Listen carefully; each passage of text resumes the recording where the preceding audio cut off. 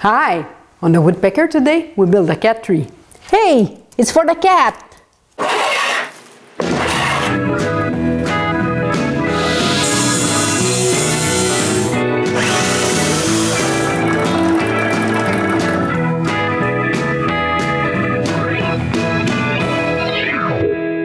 My daughter found a kitten in her backyard. The vet told her it was about a week old. She had to feed it with a syringe for weeks. After that, she kept the cat. So René thought about making her a cat tree as a gift. So I drew something not too complicated, but also a little bit of challenge to build. And this is what we end up agreeing on. The first thing I have to do is cut 18 pieces just like this. And to do so, I use this pile of plywood. To achieve this shape, I have to tilt the table saw to 10 degrees. Then with a test piece, I mark the largest side of the shape. Next, I have to mark the angle taper on the other side. Then, with a bunch of setup blocks, I make the other mark. When it's all marked up, I connect the points to have one section shape. I also mark a 10 degrees angle on the end. With all this marking, I'm able to cut on the line. Okay, it doesn't work the first time. Or the second.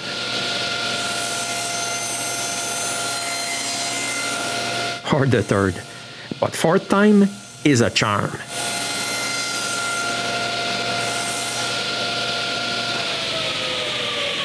Then I screw a cleat on the sled so I can cut on the line.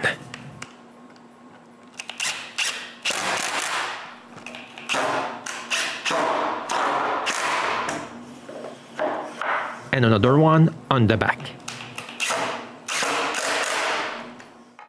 And to keep my fingers, I screw a clamp. Then I can cut some test pieces.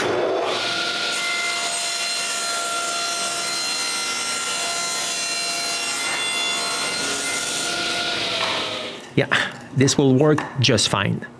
Now I can cut one side of my long plywood piece to 10 degrees.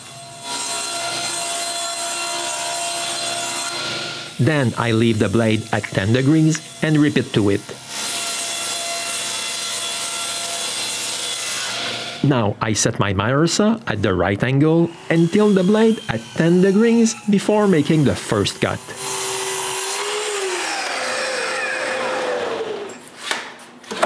To help me hold this long piece of plywood straight on the jig, I add another piece of wood under the sliding table and hold the sled and the sliding table together. Then I can cut a bunch of pieces. After each cut, I turn the piece over and make another cut.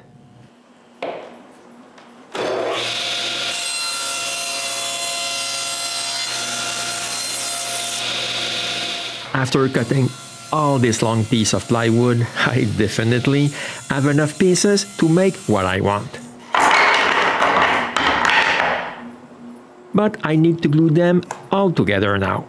To do so, I need to mark where I'll cut some dominoes mortises, but before drilling them, I make a small jig to help keep the angle to 10 degrees. Then I can cut all the mortises.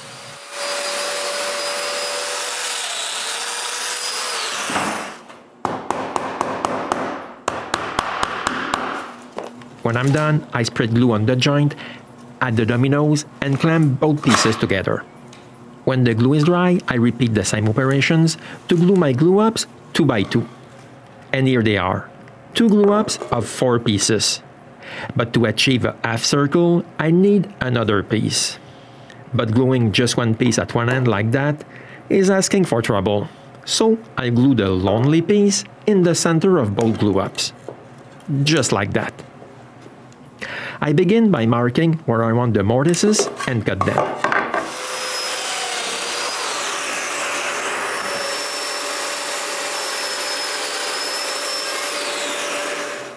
But gluing this together is quite difficult, so I ask René to give me a little help. We have to put 2 clamps on the edge of the circle, tight enough so I can add another clamp on the other direction. We do this for the two halves.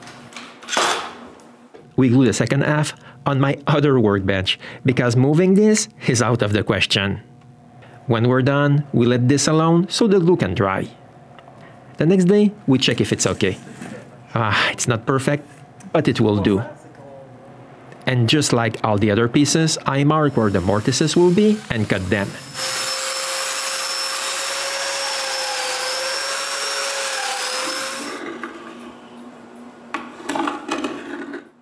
But before gluing everything together, I mark the excess hole and glue the half circle onto a piece of masonite so I'll have a base to hold the half circle while I cut the hole with the bandsaw.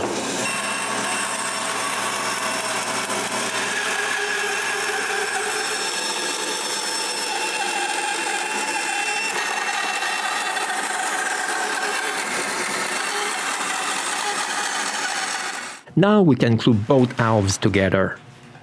For that, we use a combination of band clamps and some regular clamps.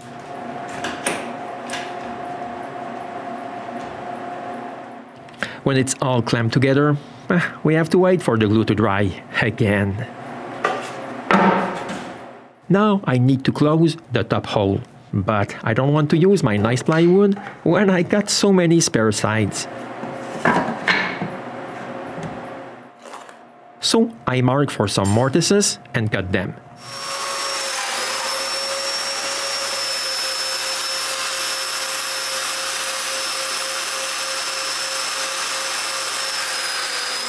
Now I just have to glue it all together.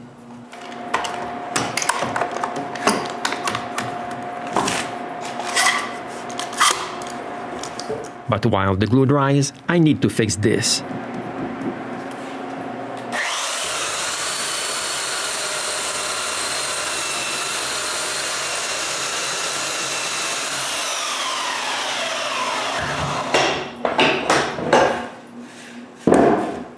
Perfect now. Now I'm ready to cut the top. I begin by measuring the circle size and mark it on my glue up. Then after taking the side angle, I can tilt my bandsaw to this angle and cut the circle.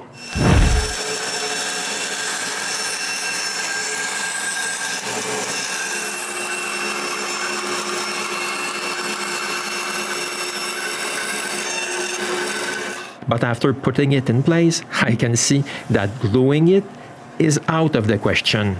So I nailed it instead.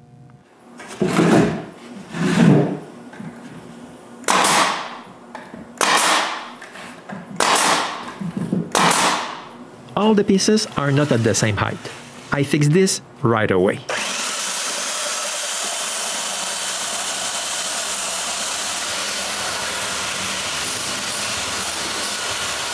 I still need to make one more glue up for the circle that will be on top of this.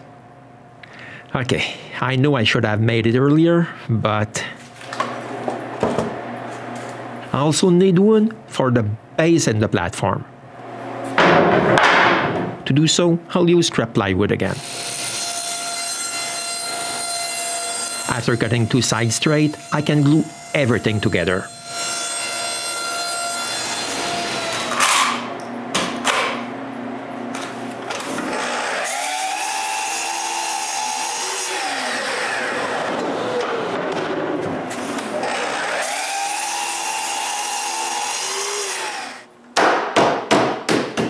Finally, I have all the plywood to finish this. But to make the post that holds the platform to the base, I'll use this crooked 2x4. I begin by cutting it into smaller pieces. Next, I make sure it's straight. Then I glue them together.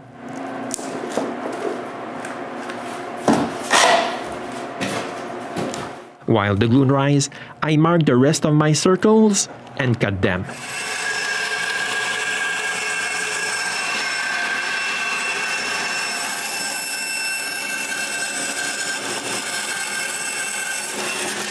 Then I round over all their edges.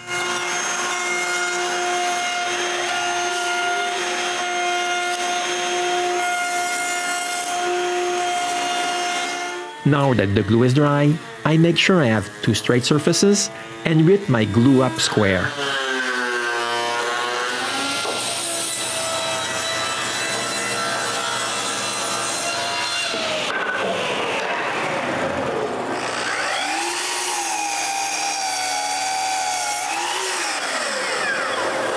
After cutting the ends, I find the center.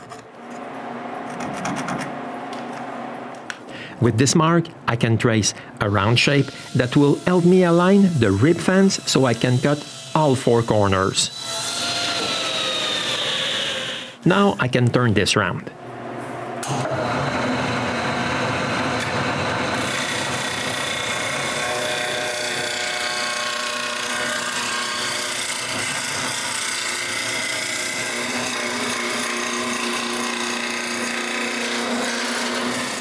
Done. I need to cut this to the right length.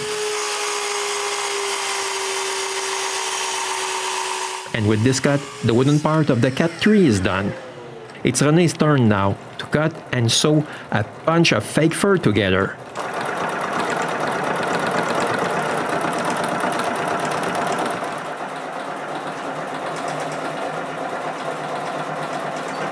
Now we can staple it.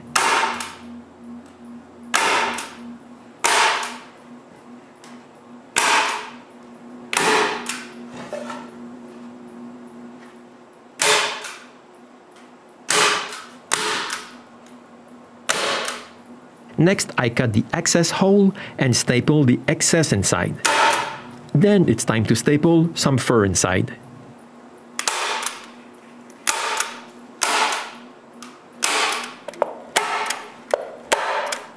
This looks and feels great. I hope Munchkin will like it. But this one looks ugly. We trace a round shape using a garbage can. Then René cuts it. This would already be stapled if the mud hadn't been in the way again. Next, we cut all the fur we need to cover the wood and staple it.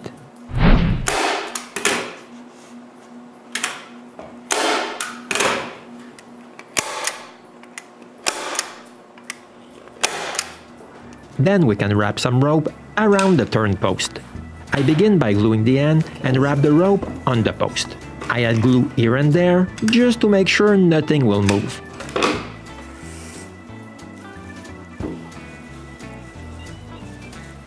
We take particular care to add a lot of glue on the last turn. Here it is, the final post. Now I can screw all the pieces together. I begin by the top.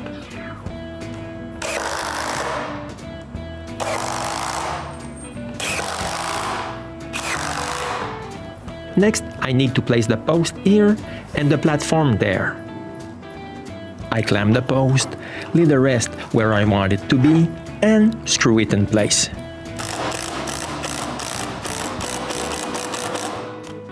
For the platform, I begin by cutting a small hole in the fur and put a screw there. I make sure the screw will be under the fur and finish screwing it in place. It's invisible now. Next, I can screw the base in place.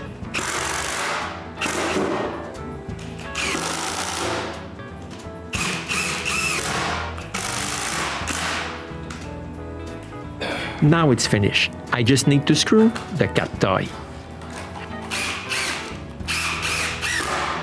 And with this last screw, Munchkin's cat tree is finished. We hope she will like it after all the work that went into this.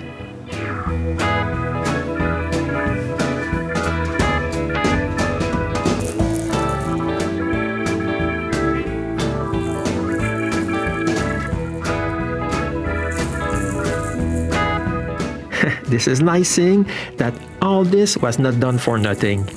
As for us, we'll see each other soon on the Woodpecker.